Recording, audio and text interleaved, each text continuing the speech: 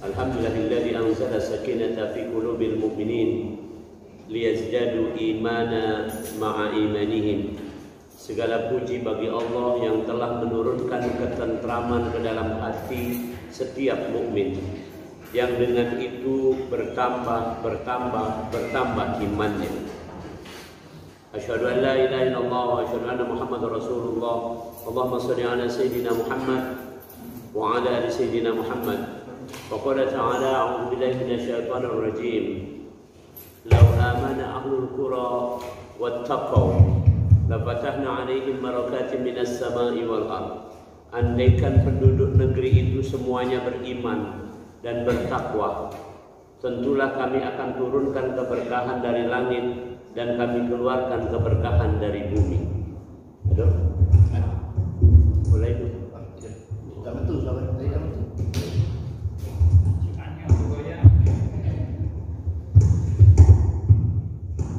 Baru dibacakan Al-Quran langsung metu ini suaranya. Oke, baik. Saya ulangi. Lau amanu ahlul qura wattaqaw lafatahna 'alaihim barakatin minas sama'i wal ardh. Andai saja penduduk negeri ini semuanya beriman dan bertakwa, lafatahna. Allah mengatakan lafatahna, lanya pendek. Lafatahna artinya pasti. Pasti kami akan turunkan keberkahan dari langit dan kami keluarkan keberkahan dari bumi. Nih, keberkahan itu meliputi yang mudahnya begini. Berkah itu berarti sehat. Berkah itu berarti aktif, produktif. Berkah itu artinya kecukupan, makmur. Berkah itu artinya bahagia. Nah, dan 4 itu. Jadi kalau kita beriman dan bertakwa kepada Allah, Allah jamin akan ada keberkahan dari langit dan dari bumi. Tema kita hari ini, iman datang, Covid berlari, kira-kira kan? Usai. Sekarang apa Covid tidak berlari? Kita kembalikan berarti. Berarti ada yang question mark, tanda tanya besar tentang keimanan kita. Saya akan terangkan hari ini fokus tentang keimanan itu. Oke. Iman itu yang paling ringan pengertiannya adalah percaya. Percaya tidak bahwasanya langit dan bumi ini ciptaan Allah? Percaya. Nah itu iman yang paling paling dasar lah kira-kira. Oke. Naik lagi, iman itu sampai level yang namanya tasdikun biqalbi. Hati ini mantap, tidak goyah, tenang. Mohon maaf, suatu saat saya diprotes ketika saya menyatakan bahwa mati itu karena ajal, bukan karena penyakit. Bahkan relatif saya diminta mencabut pernyataan itu. Oh, kira-kira. Aku tidak galak, karena hati aku sudah tenang bahwa mati itu aku beriman, mati itu karena ajal. Sepintar-pintar saya sebagai seorang dokter, tidak bisa pernah menerangkan apa itu mati. Sepintar-pintar saya sebagai seorang dokter, kalau kita tidur, begitu bangun tidur kita doa, Alhamdulillahilladzi ahyana ba'dama amatana. Tadi mati berarti waktu tidur. Ada diterangkan di Al-Quran di surat 39, nanti carilah ayatnya. Ya. Waktu kita tidur itu kita disebut tamutu fi manamikum. Kamu mati dalam keadaan tidur itu rahasia Allah. Waktu direkam otaknya waktu tidur masih ada rekamannya, tapi disebut Allah mati. Ini rahasia semua dari Allah. Jadi kalau orang merasa tentram dengan keyakinannya, itu baru level kedua tadi dari iman. Yang pertama cuman percaya baik.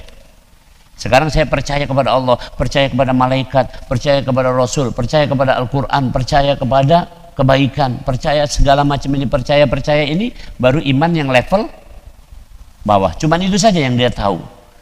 Naik dikit lagi, hatinya merasa tentram dengan keyakinan. Jadi bukan hanya sekedar percaya, tapi yakin dan mantap di dalam hati ini, tidak bergeser lagi.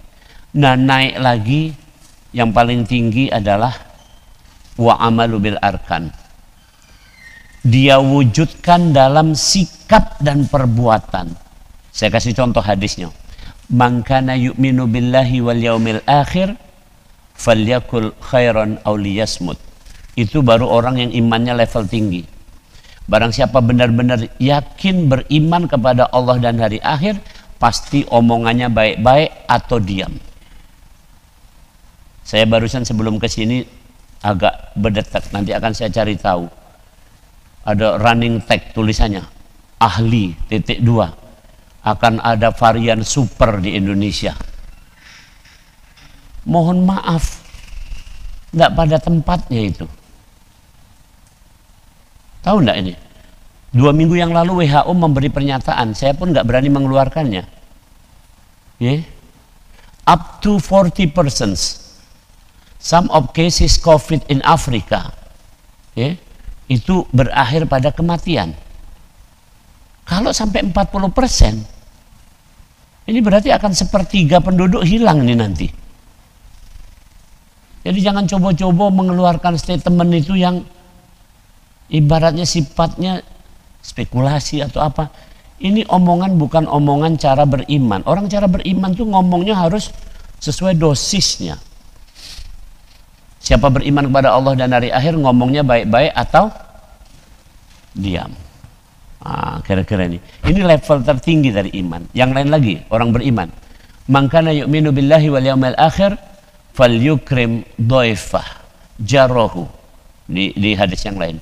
Siapa beriman benar-benar kepada Allah dan pada hari akhir, dia pasti memuliakan tamunya. Dia pasti memuliakan tetangganya. Jadi kalau kita beriman, senang ngaji, ngajinya bagus, bacaan Qur'annya bagus, tapi sama tetangga bertengkar, berarti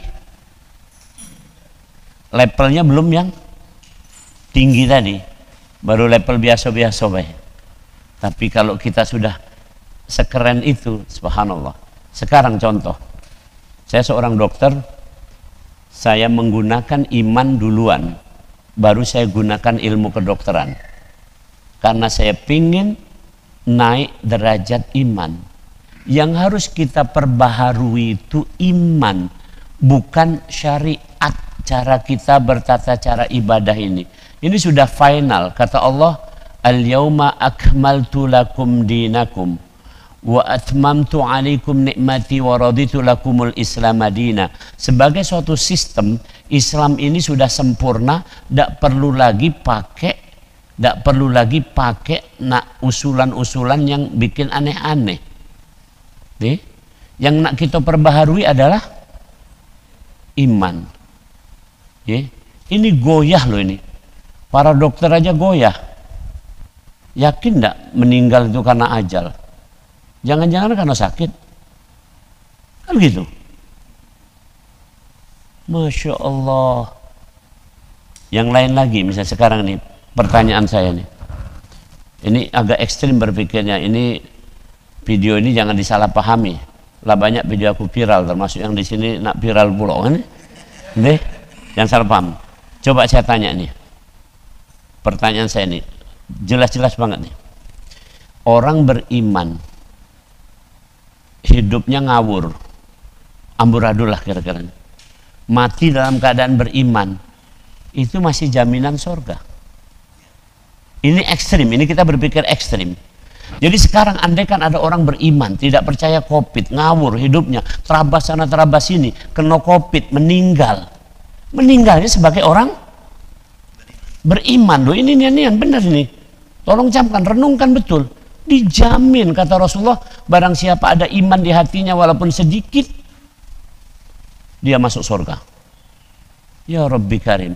Sekarang sebaliknya, orang yang kelihatannya baik, bagus, dalam masa pandemi ini protokol dipakai galau segala macam, tapi meninggal dalam keadaan kafir. Bukan kena COVID juga, makanya meninggalnya biasa, lagi duduk-duduk meninggal. Coba camkan pandangan kita. Mungkin pandangan manusia mengatakan itu bagus, yang tadi nggak bagus, tapi di pandangan Allah, di pandangan hakikatnya, loh, karena pertanyaan kubur. Sekarang pertanyaan saya, yakin nggak ada pertanyaan kubur? Pertanyaan kubur itu bukan pertanyaan dalam bentuk prokes atau tidak prokes. Segala macam. Benar ini kalau sekarang lagi musim pandemi kan begitu gara-gara. Tapi pertanyaannya adalah iman apa tidak iman. Salah satu hadis mengatakan kaifa tara 'anil rajul. Kamu kenal nggak dengan laki-laki ini? Yang ditampilkan di kuburan nanti adalah sosok Nabi Muhammad SAW. Kalau kita biasa bersolawat, kita bersyahadat wa asyhadu anna Muhammad Rasulullah, otomatis kita kenal dan kita menyatakan huwa Muhammad Rasulullah SAW. Dan selesailah pertanyaan itu kira-kira. Jadi hadirin rahimakumullah, jadi iman ini menentukan galau-galau yang lainnya. Kalau kita tidak berangkat dari iman, ya amburadul, pelan-pelan. Dari iman inilah nanti kita bisa dapat yang kedua, ilmu yang benar. Ilmu yang benar. Saya ajari.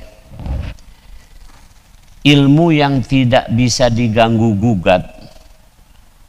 Kebenarannya mutlak. Dan ini bukan haknya makhluk, tapi adalah haknya Allah. Namanya aksioma. Aksioma. Aksioma itu ada dua. Satu adalah Al-Quran.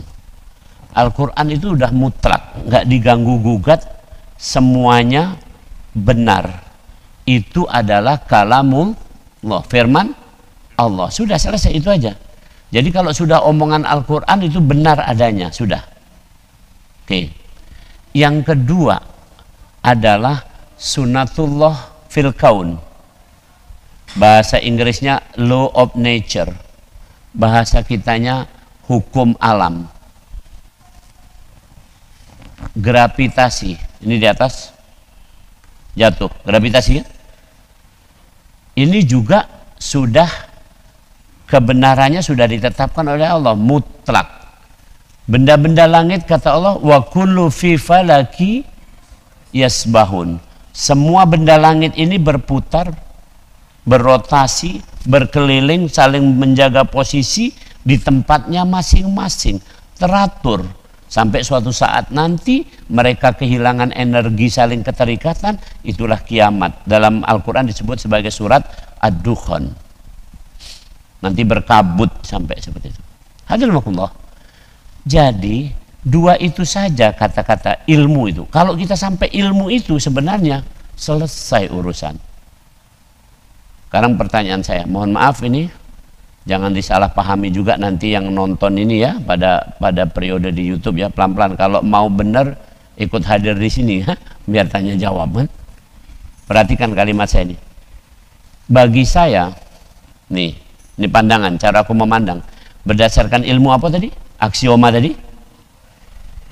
Kalau sesuatu itu sudah terjadi, bagi saya orang beriman berarti sudah selesai. Kalau sesuatu itu sudah terjadi, berarti sudah selesai. Tidak masalah lagi. Yang masalah yang belum terjadi. Nah, ini omongannya tingkat tinggi nih. Saya mau terangkan. Maka rukun iman yang keenam, percaya kepada takdir. Takdir itu ada dua, qadha dan qadar. Qadha belum terjadi, qadar sudah terjadi. Yang sudah terjadi bahasanya Ahmad Dhani Yang sudah terjadi, terjadi. Tak ada yang bisa mengubah dan tak akan berubah. Itu dia caknya nyingok bahas soal Quran ini, lagu itu kan. Jadi ulangi, ya, ulangi. Bagi saya yang sudah terjadi ini, nggak masalah. Saya datang ke sini, sudah datang nih kan? Ini propiononya atau palsu nih? Iyalah ini, ciri-cirinya. Main ini kan? Artinya apa? Masalah nggak? Nggak masalah, sudah. Covid pertama kali datang ke Indonesia diumumkan oleh Presiden sekitar tanggal 13 Maret 2020. Pada saat diumumkan itu, saya batin dalam hati, selesai sudah Covid. Ini bahasa iman nih, perhatikan kalimat saya. Ngapa sampai sekarang masih masalah? Karena sudah jelas, begitu diumumkan ini Covid, nama penyakitnya Covid, nama virusnya SARS-CoV. Ya, nama penyakitnya, perjalanan penyakitnya ada minggu pertama itu adalah minggu flu-like syndrome, seperti flu, macam-macam gejalanya. Minggu kedua itu adalah penentuan critical fase atau fase kritis. Kalau dia nak sembuh-sembuh, kalau dia nak wafat-wafat, kira-kira begitu. Minggu kedua, minggu ketiga sembuh, kira-kira begitu. Inilah proses, makanya 14 hari isolasi bagi pasien, kira-kira begitu. Kemudian tingkat kematiannya adalah 3% untuk secara normal-normal rata-rata, tapi pada orang yang punya penyakit tingkat kematiannya bisa meningkat, contohnya DM bisa mencapai 7,8%, kira-kira begitu. Pada orang-orang dengan penyakit jantung atau segala macam bisa meningkat sampai 10%, misalnya gitu. Itu tingkatnya seperti itu. Sudah semua jelas. Kemudian pengobatannya belum ada obatnya. Belum ada obatnya. Ya, belum ada obat yang disebut wonder drug atau drug of choice atau obat yang terpilih, obat impian untuk ini. Semua yang kita lakukan itu kita berikan antivirus yang kemungkinan berdampak untuk COVID. Kita beri antibiotik yang itu berdampak untuk pencegahan kalau ada infeksi bakteri. Kita kasihkan turun panas kalau dia panas. Kita kasih obat batuk kalau dia batuk. Cuman itu aja yang dilakukan. Kita kasih vitamin, kita kasih apa segala macamnya. Belum ada obat yang sejatinya. Tapi orang kemudian tidak beriman, akhirnya mohon maaf sampai semua obat langka di apotek. Ini karena nggak berpikir pakai iman. Itu tadi. Ulangi pelan-pelan ini saya sampaikan. Bagi saya sudah selesai. Sekarang tadi penyakitnya jelas oleh virus, jelas kan? Udah diumumkan nih. Penyakitnya tadi 2 minggu. Jadi kalau orang sudah lewat 2 minggu, kira-kira aman enggak? Kira? Aman, selesai gitu. Kalau sudah 2 minggu, aman betul. Orang dirawat di rumah sakit itu, yang saya rawat di rumah sakit itu rata-rata penentuannya di situlah. Nih, masuk ICU. Saya bilang sama dokternya, tolong dipantau, laporkan ke saya setiap hari, saya ingin tahu dalam seminggu ini. Nah biasa seminggu udah ada laporannya, Prof seminggu ini sudah meninggal, Prof seminggu ini perbaikan. Sudah jelas, benar, sesuai teorinya. Memang begitulah keadaannya. Subhanallah. Dan kemudian kita ini terakhir misalnya contoh divaksin. Ada yang divaksin, ada yang tidak bisa divaksin. Sudah nggak usah ribut, selesai. Tapi kita punya ikhtiar menjaga imunitas dengan cara yang lain. Selesai. Yang pernah saya omongkan terus. Tidur 6-8 jam, makannya dienak-enakkan, bergerak yang cukup, dan kemudian pikiran selalu positif. Sudah selesai, itu saja. Mas Buloh, masalah buat lo. Kan sudah selesai. Maka begitu COVID diumumkan, bagi saya selesai. Selesai dengan pandangan keimanan. Yang belum selesai adalah qadha. Contoh, kalau orang meninggal, selesai kan? Nak diapo? Wong meninggal nak diapo kan? Coba sekarang pertanyaan. Mau pakai upacara apapun, tetap ujungnya di. Mau pakai upacara tembakan di atas itu, dor. Mertua saya kemarin gitu. Abang saya 2 minggu yang lalu meninggal. Abang ipar saya. Paginya dia nelpon minta supaya diobati. Saya bilang bawa ke rumah sakit Ar-Rasyid. Beliau tinggalnya di Pal 9. Bawa ke situ. Saya telepon tuh Alfredo. Duh, kakak aku nak ke situ. Ya Prof, siap. Oke, siap. Rupanya kakak aku tidak jadi. Nelpon lagi. Tidak jadilah. Ngapo? Pecahnya banyak COVID di rumah sakit. Nah, sudah. Kalau mak itu mak mano? Di rumah baiklah, ngobrol-ngobrol, wafat. Gitu aja, sudah, itu aja. Keluhannya dia memang dia punya darah tinggi atau apa. Tapi terus ngobrol-ngobrol, wafat, sudah. Keluarganya nangis-nangis, terus nelpon saya. Oke, aku lagi belum sempat. Besoknya pagi anaknya dikumpulkan, besoknya pagi itu wafatnya sore, maghrib, udah malam ya. Kemudian besoknya dimandikan segala macam, dikafani, bawa ke masjid, saya baru datang sholat, saya sholatkan, habis sholatkan saya kuburkan, selesai kan? Itu kalau sudah meninggal, apalagi masalahnya? Ini kan kita nggak pakai iman. Orang dengan COVID positif meninggal masih diributkan, masih dituduh pula kan? Ini mungkin akan menyebarkan COVID. Apa gunanya kita bersihkan? Ini pakai iman dong, kita ini pakai iman. Nah, yang jadi masalah sekarang apa yang jadi masalah bagi kita? Qadha yang belum terjadi. Kita insya Allah sekarang belum meninggal, benar? Benar, belum ya? Pertanyaan saya, akan meninggal nggak nanti? Nah, pertanyaannya sekarang, jadi kalau itu karena kita pasti akan meninggal, yang jadi masalah adalah apa persiapan meninggal. Itu bicara masalah iman. Contoh sekarang ini, COVID ini sudah usai, kan iman datang, COVID usai. Judulnya kan gitu hari ini. Jadi begitu iman kita udah menggebu seperti itu, selesai udah COVID ini. Tinggal bagaimana sekarang kita ini, kita tahu enggak bahwa seminggu lagi kita masih sehat? Enggak tahu kan? Maka sekarang kita jaga kesehatan, itu yang kita bicarakan. Kita tahu enggak bahwa mungkin setahun, 2 tahun, 10 tahun lagi kita masih hidup atau sudah meninggal? Enggak tahu, maka kita persiapkan. Dan kita tahu bahwa orang meninggal itu kemudian akan dihidupkan atau tidak? Ini balik lagi ke Al-Quran. Saya bacakan dalilnya di surat Al-Baqarah. Kaifa takfuruna billahi wa kuntum amwatan fa ahyakum thumma yumitukum thumma yuhyikum thumma ilaihi turja'un. Ya, kalau tidak salah surat Al-Baqarah ayat 28. Yang pertama, kamu mati, belum ada. Kemudian kamu hidup di dunia, ini yang kedua. Ini kita yang baru kedua ya, berarti kan? Kemudian kata Allah, tsumma yumitukum, kemudian kamu akan kami matikan. Kemudian nanti tsumma yuhyikum, kemudian kamu akan kami hidupkan. Nah, terakhir bukan yumitukum lagi, tsumma ilaihi turja'un, kemudian akan kami kembalikan kamu kepada pemilikmu. Di ayat yang lain dikatakan maulahumul haq, pemilik sejati dari manusia adalah Allah.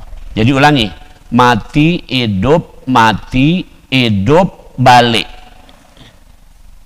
Jadi sekarang ini yang kita persiapkan adalah kita sekarang udah versi kedua, sudah hidup nih. Ini kita hidup di dunia nih. Habis ini kita giliran nomor 3 mati. Nah, mati ini kita persiapkan. Persiapan bukan untuk mati ini sebenarnya. Setelah waktu nanti kita dihidupkan lagi. Waktu dihidupkan kan harus persiapan. Ini logika saja, logika. Tadi sebelum ke sini ada persiapan enggak? Mau jalan ke sini kan pasti ada kendaraannya. Entah itu kendaraan umum atau kendaraan pribadi, terserah lah, apapun. Tapi ada persiapannya. Emang hidup harus ada persiapannya. Nah, kita nanti akan hidup tidak mati lagi. Akan abadi, dan itu diceritakan di Al-Qur'an. Seperti apa kehidupan di sana? Kehidupan setelah ini cuma ada 2 pilihan. Tidak ada lagi Palembang, tidak ada lagi Jakarta, tidak ada lagi New York, tidak lagi, yang ada hanya 2. Imma fil jannah wa imma fin nar. Kalau enggak ada kampung yang namanya kampung sorga, ada kampung namanya kampung neraka. Sorganya macam-macam tingkatannya, jenisnya macam-macam. Contoh yang kita tahu, ada sorga itu namanya Darur Ridwan, ada Jannatul Ma'wa, ada Ma'wa, ada Ridwan, ada Naim, ada Firdaus, ya kan gitu ya? Ada Aden, itu kan banyak surga, nama-nama surga. Itu memang kompleknya beda-beda gitu. Levelnya beda-beda, tapi namun keseluruhannya adalah surga. Neraka juga seperti itu, ada sakar, ada jahannam, ada jahim, macam-macam ada namanya gitu. Itu nanti di sana.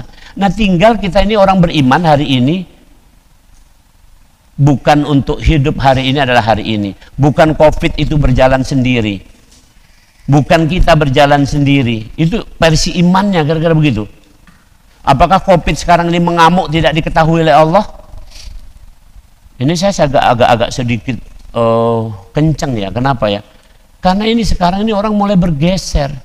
Dan kelihatannya yang dekat kepada Allah, mau mendekat kepada Allah dihalangi. Memang seperti inilah.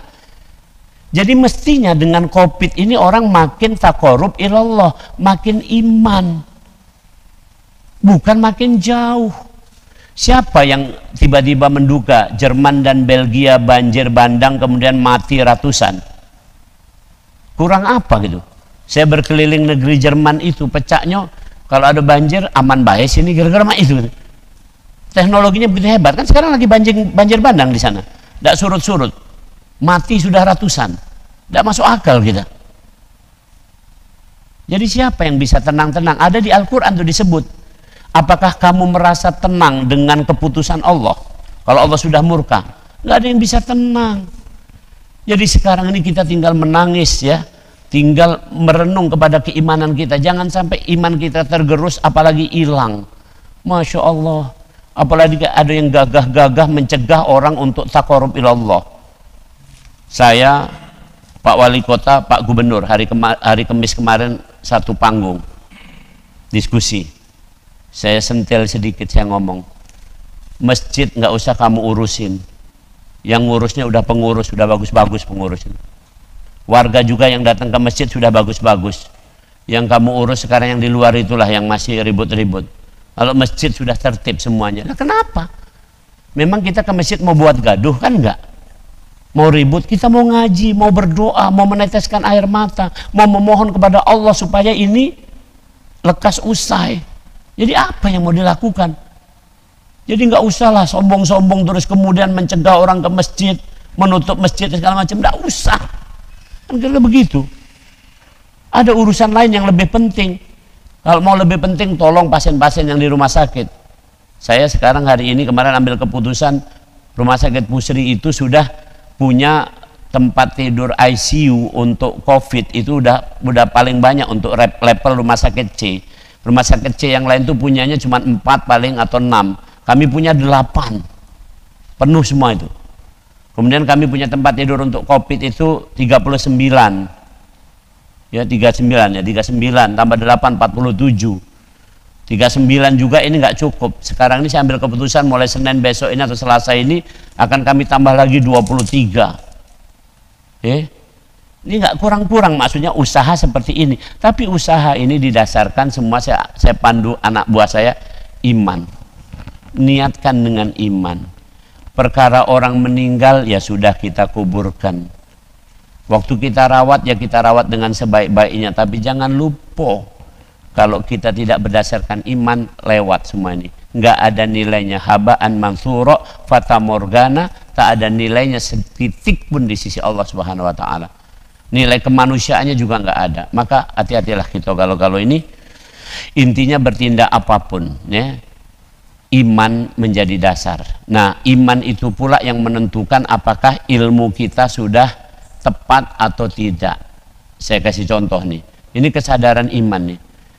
Bacalah Twitternya Dr. Fahim Yunus. Kebetulan Dr. Fahim Yunus itu sama. Dia seorang clinical microbiologist, macam saya juga. Dr. Fahim Yunus adalah frontline orang yang paling unggul dari Maryland, dari John Hopkins University di Maryland di Amerika. Dialah orang yang berada di garis depan penanganan COVID di Amerika. Muslim dia nih, Fahim Yunus, tapi warga Amerika. Dr. Fahim Yunus saking cintanya sama kita, ini salam dari beliau, bukan diomongkan ke aku ini. Saking salamnya untuk kita, benar-benar salam untuk kita. Dia nulis Twitternya dalam bahasa Indonesia. Bayangkan, apa maksudnya kalau dia nulis Twitter dalam bahasa Indonesia? Salah satu Twitternya ngomong begini, berhentilah memikirkan gagang pintu, ngelap-ngelap meja. Kalau bahasa kita ku tambahi ambal. Gara-gara ku tambahi itu, gara-gara ku tambahi. Ini aku yang nambahi, kamu jangan salah paham nih. Tapi bacalah pernyataan, berhentilah memikirkan gagang pintu. Covid tidak dari situ. Itu kata Fahim Yunus. Kemudian kata Fahim Yunus lagi ngomong, kalau kamu kena Covid ringan, cukuplah di rumah, itu lebih baik ketimbang di rumah sakit. Namanya isolasi mandiri. Selesai. Ini kita masih bantah, ribut. Ini kemarin ada yang WA saya, bawalah saya ke rumah sakit. Nak ngapo lagi gitu. Tidak tahu kalau di rumah sakit itu saharo kan. Mohon maaf ya, kalau ke rumah sakit apa langsung masuk ruangan gitu. Kan ini bukan hotel, check in langsung masuk gitu. Ini kan begitu sampai rumah sakit di IGD, bener gak? Di IGD diperiksa atau tidak diperiksa, langsung masuk Pak? Enggak kan? Periksa dulu, swab dulu, ini dulu, periksa ini, segala macam. Bisa-bisa 5 jam di IGD itu. Itu saja sudah nggak sabar. Kemarin saya lihat udah banyak yang nangis-nangis gitu. Kan nak nunggu ruangan siap, apalagi kalau penuh, ngantri dulu. Jadi tadinya penyakitnya ringan jadi berat. Ini bener ini bahasanya. Makanya kalau ringan-ringan sudah di rumah, ada yang nangis-nangis sama saya sesek napas kena Covid. Enggak, saya bilang, dari mana Prof tahu? Lah nelpon aku. Ini ilmu nih. Bisa nggak orang sesek nelpon? Nah itu sesek, bisa nelpon nggak? Nggak bisa. Tapi kalau lancar, pakai agak marah dikit, tolong bawa saya ke rumah sakit. Oh kenceng nih kan kamu ini bercanda. Tidak sesek kamu ini berarti.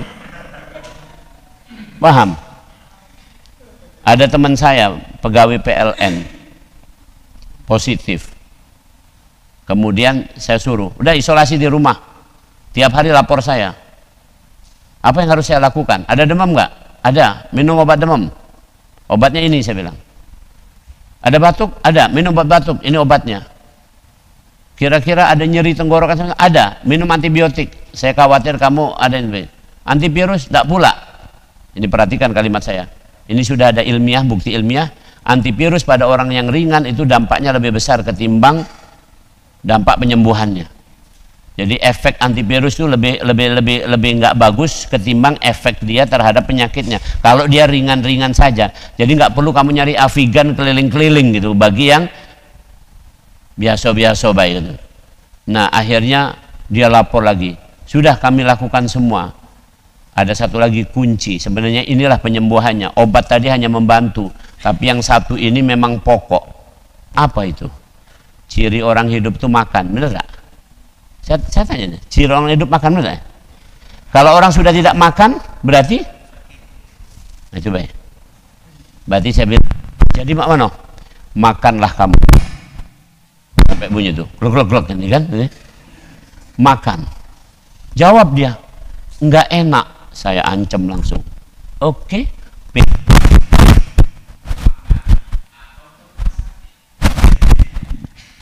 Makan atau ke rumah sakit. Akhirnya dia ngomong, iya kalau mak itu makan baik. Sudah selesai.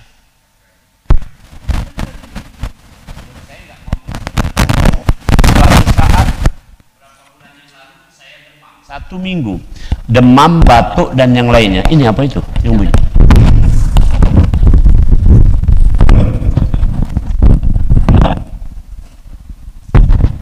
Oke, baik.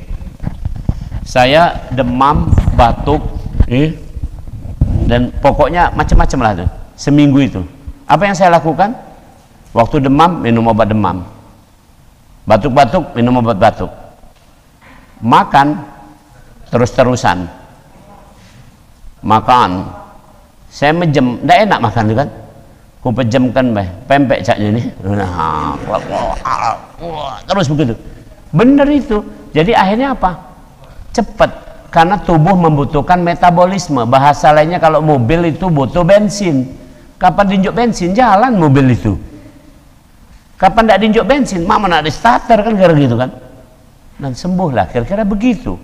Subhanallah. Hadirin rahimakumullah. Jadi ulangi, dari iman maka kita akan benar memilah-milih ilmu itu benar. Oke.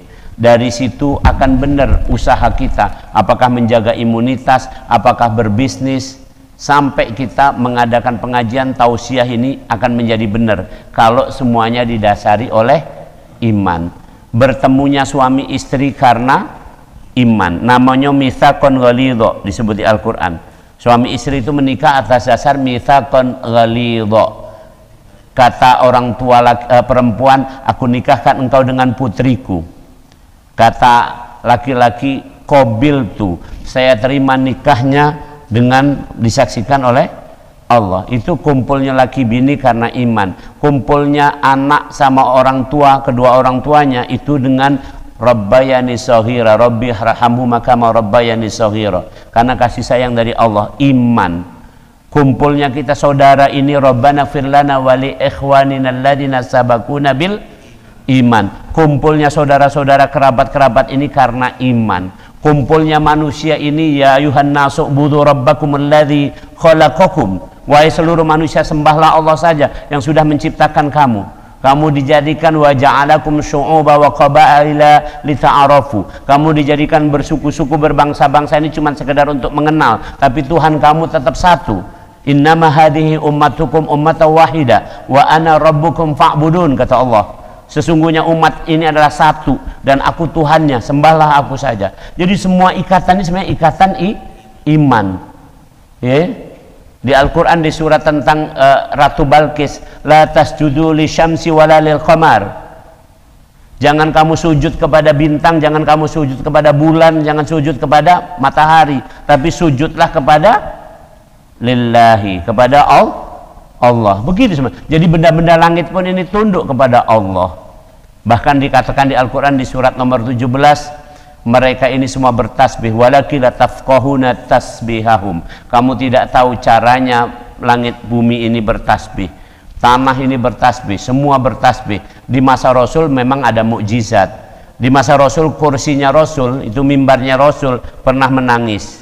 Di masa Rasul pohon di tempat Rasulullah lewat itu waktu masih kecil, bahkan tuh Rasul belum jadi angkat jadi Rasul. Waktu pergi ke negeri Syam itu pohon itu nunduk.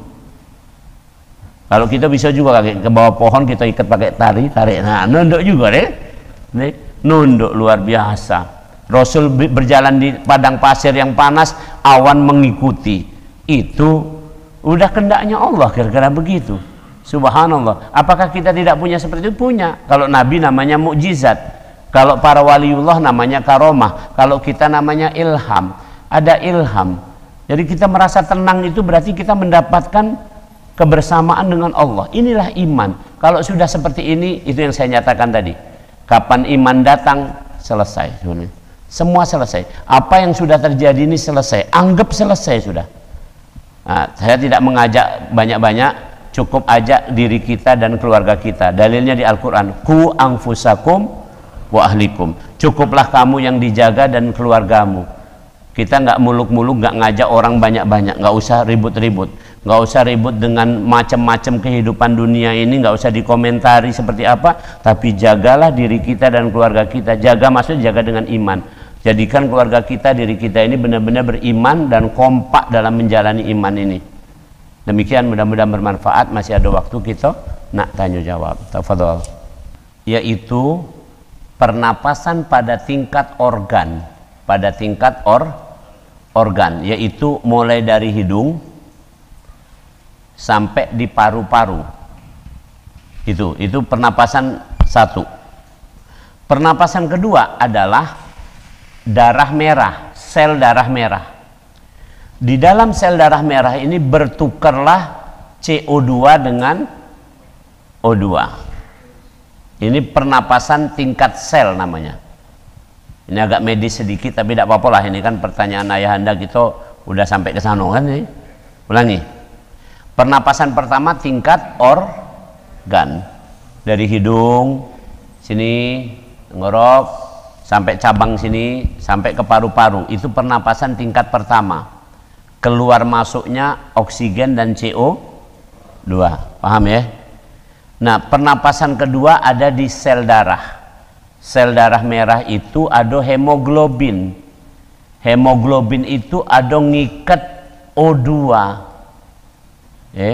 ngikat O2 dan ngikat CO2 kaki. Kalau dari setelah dipakai itu, nanti dibawa ke darah, ke paru-paru, dari paru-paru nanti di paru-paru darah merah ini nanti akan mengeluarkan CO2, maka keluarlah ke sel paru-paru dan di paru-paru akan keluar dalam bentuk CO2 tadi, paham ya? Nah, sebaliknya begitu kita menghirup udara, maka O2 akan diikat oleh darah tadi. Yang diikat cuman O2.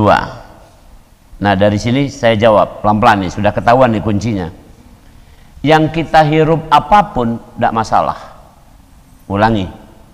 Karena udara ini sudah di persentase mengandung kira-kira 20% oksigen, udara ini 20% oksigen, ya, sekitar 75% adalah nitrogen, dan sisanya gas-gas yang lainnya, termasuk ada CO2 di udara ini. Jadi pada waktu kita pakai masker, waktu kita ngembus napas, benar yang keluar itu adalah CO2. Tapi CO2 ini kan kemudian kena di udara semua ini kan, termasuk di masker itu. Ini kan masker bagian dari udara, ini masih tembus ini.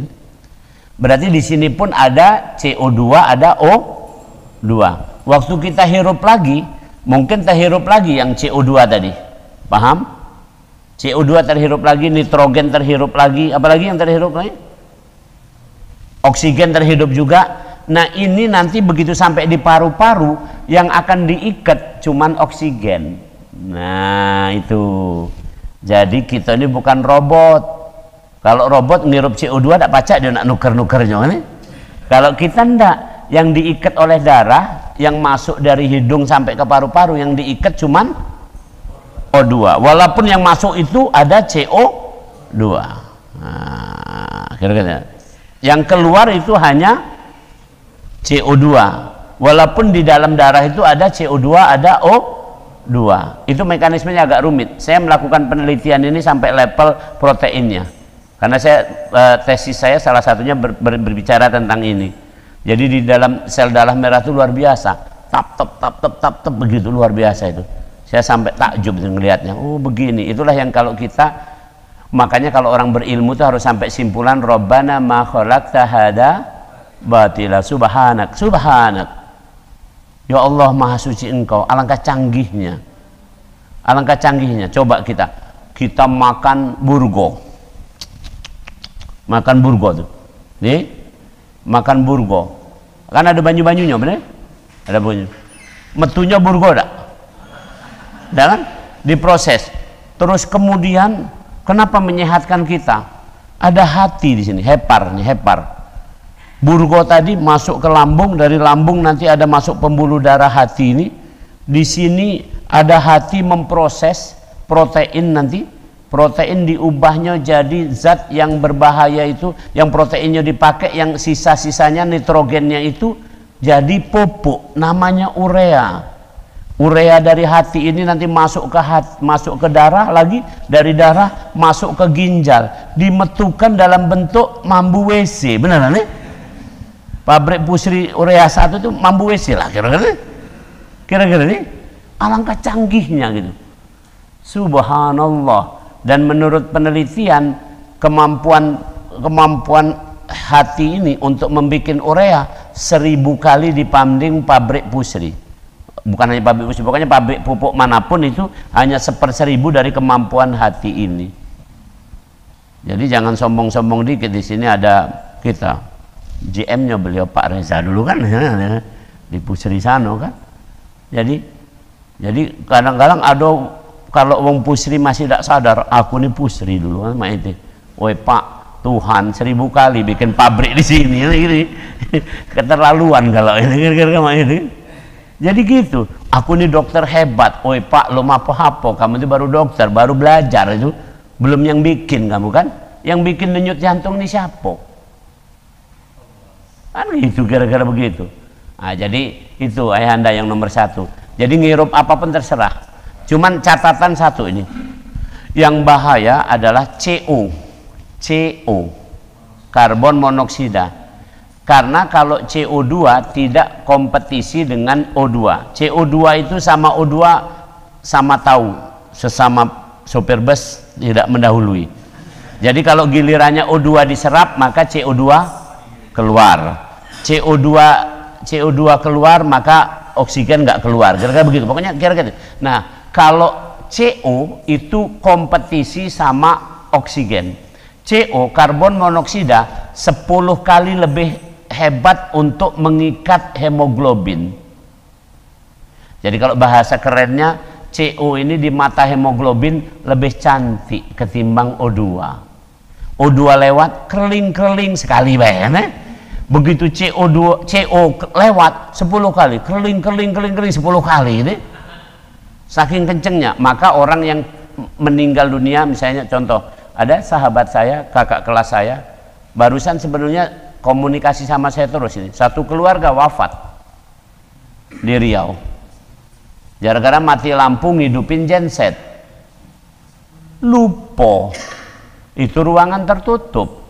Ya, rumahnya itu banyak AC, betul, ruangan tertutup, gensetnya bocor, yang keluar dari genset itu CO, masuklah, terhirup, wafatnya meninggal dalam keadaan tidur galau, lagi tidur, pagi besoknya sudah meninggal galau, seberanak, karena begitu. Atau kita mendengar juga berita, ada orang dari Palembang mau ke Medan atau kemana, berhentilah di Riau juga nih, di Riau di parkiran, karena mungkin mau menghemat, tidak nginep di hotel, nginep di mobil dihidupin, rupanya bocor itu knalpot itu kan CO, itu mengandung CO, masuk ke dalam mobil, dia terhirup, dia tidur, dia langsung jalan, ya wafat, besok paginya wafat.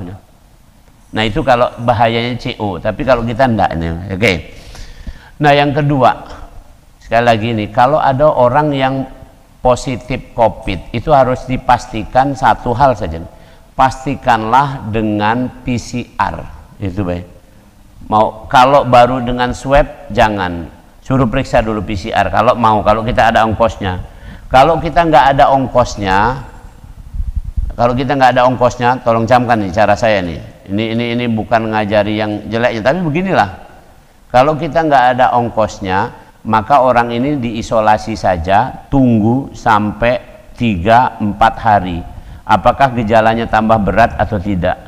Kalau gejalanya biasa-biasa saja atau tambah ringan, berarti insya Allah kalaupun ini COVID ya tidak masalah. Tapi kalau 3-4 hari tambah berat, itu berarti segera harus dibawa ke rumah sakit. Kalau nggak diperiksa, karena nggak semua orang kan punya uang kan untuk memeriksakan ini tadi. Kalau punya uang kita periksa pakai PCR. Nah nanti kalau sudah PCR dia positif di rumah, nah, bagaimana pergaulan di rumah? Yang dimaksud di rumah itu diisolasi adalah diisolasi dalam arti kata jangan ketemu kita lebih dari 15 menit, itu kata kuncinya. Karena ada penelitian di Amerika, CDC pemerintah Amerika membuat penelitian, orang kemungkinan ketularan COVID kalau berhadap-hadapan ngobrol ini bersinggungan lama lebih dari 15 menit. Lebih dari 15 menit. Jadi kalau bangsa, maka untuk kesempatan ini baiknya makan jangan bareng kan, kira-kira gitu kan. Karena makan itu kan lebih dari 15 menit biasanya ada ya. Ada tidak makan lebih 15 menit? Ada ya? Nah, makan sendiri. Tapi kalau tegur siapa ya nggak jadi masalah, cuman namanya. Itu no problem. Yang kedua, berarti tidur jangan sama-sama, karena tidur kan lebih dari 15 menit, itu kemungkinan untuk itu. Kalau itu dijaga, insya Allah enggak. Saya sudah melakukan ini beberapa keluarga, ternyata aman-aman saja dengan kriteria tadi seperti itu, 15 menit. Kalau itu mau isolasi di rumah, kalau mau isolasi di Wisma Atlet lain cerita, tapi intinya itu kalau kita di rumah. Terus kemudian jangan suruh dia cuma mendep di dalam kamar, biasa saja, tetap seperti biasa. Misalnya nanti ya harusnya istirahat di kamar, kalau apalagi masih muda. Kalau dia harus kerja ngepel ya ngepel, kalau dia nggak ada keluhan sebenarnya biasa aja, ya ngepel ya apa ya biasa, nggak ada masalah, karena dia butuh gerak. Tadi masih ingat tadi, makan, tidur, gerak, pikiran positif, sudah. Cuman tidak usah dibantu, lagi nyapu saya bantu, tidak usah dekat-dekat, itu lebih 15 menit. Biarlah dia nyapu deh, biarlah tidak apa-apa. Jadi perlakukan normal saja. Nah itu kalau satu anggota keluarga kita ada. Sekarang kalau sekeluarga kena kalau, nah ini ada nih kasus di PHDM nih, PHDM kan sini dekat nih. Itu satu keluarga kena semua, nelpon saya, udah positif, saya periksa semua. Saya bilang jadikan rumahmu pesantren. Nah itu 10 hari kamu baca Quran, ngapal ini, kamu bersenang-senanglah sekeluarga itu. Ada ini, apa kami tidak menular? Lah kanlah ketularan galau kamu kan. Gitu. Jadi apakah kami pakai masker? Ya tidak perlu pakai masker, wong kamu kan di rumah lah kena galau kamu kan. Itu kan, nah, maksud saya ini pemahaman yang tepat gitu loh. Nggak ada super infeksi, nggak ada orang kena COVID terus kena COVID lagi, itu nggak ada. Kenanya kaget kalau sembuh baru kena lagi misalnya itu. Tapi yang saat itu udah sekeluarga kena COVID, ya sudah kamu COVID sama-sama sudah. Jadi isolasinya isolasi serumah itu. Cuman rumah itu nggak boleh kena rumah orang lain. Itu ceritanya. Dan apa yang harus dilakukan? Yang dilakukan adalah zikir, baca Quran, bersihkan rumah, nyanyi, silahkan aja, silahkan, senang. Jadi lapor lagi, lapor seminggu kemudian kami sembuh semua, ya cepet memang pesantren soalnya kan gitu kan, nah, selesai gitu. Itu kira-kira. Nah kita ini suka pusing sekarang ini, ditakut-takuti, rawat sini, ini sekian, kematian ngantri, wah udah usah lah. Jadi, saya tanya Pak Harnojoyo, ini data dari Pak Harnojoyo, tanyakan sama beliau boleh. Dia bilang gini, COVID ini punya dampak di bidang kesehatan. Dampak bidang kesehatan itu ukurannya 3. Tingkat sakit, tingkat kematian, tingkat panjang hidup atau umur hidup, berapa harapan hidup. Tahun 2019 sebelum COVID, hunian rumah sakit itu rata-rata 40%, keseluruhan rumah sakit rata-rata 40%. Setelah COVID tahun 2020, hunian rumah sakit 30%. Naik apa turun tuh? Turun. Jangan masalah COVID saja, artinya penyakit-penyakit lain juga. Jadi keseluruhan rumah sakit itu dihuni hanya oleh 30%, kira-kira begitu. Nurun atau naik? Nurun. Kematian tahun 2019 kata Pak Harno ada 3.400 sekian. Kematian tahun 2020 ada 3.300 sekian. Naik atau turun? Turun. Cuman komposisinya berbeda. Komposisinya artinya yang kena COVID lebih banyak gitu. Kalau dulu kan 2019 KT COVID, oke. Tapi itu. Yang ketiga, angka harapan hidup tahun 2019 adalah 75 tahun kalau nggak salah beliau mengatakan begitu. Tahun 2020 angka harapan hidup 75,9. Naik atau turun? Naik. Jadi kalau itu dampaknya di bidang apa ini? Nah makanya kemudian gubernur mengatakan dampak COVID ini sebenarnya yang lebih besar, yang kelihatan betul bukan di bidang kesehatan. Kesehatan ternyata justru orang lebih waspada. Tapi dampak yang paling besar satu ekonomi. Pak Harnojoyo pakai data. Jumlah orang miskin di Palembang meningkat setelah masa COVID ini, pandemi ini, jelas. Yang kedua, dampak di bidang sosial. Banyak yang gontok-gontokan, banyak yang nakut-nakuti, banyak yang cemas, banyak yang ini segala macam. Nah itu yang terjadi. Nah ini jadi kalau kita mau sampaikan kira-kira begitu aja ayahanda. Ya.